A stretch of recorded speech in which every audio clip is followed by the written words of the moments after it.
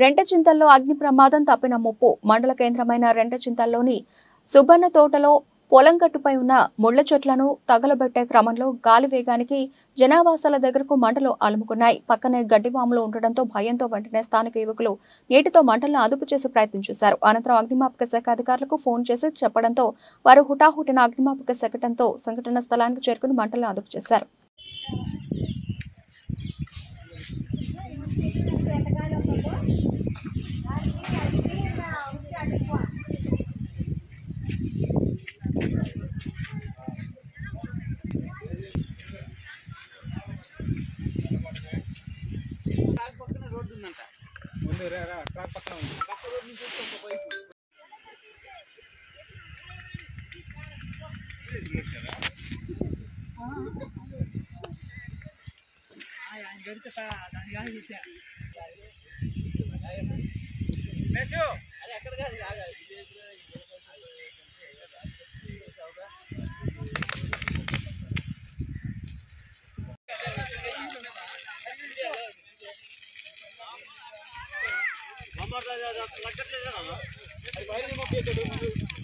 लगत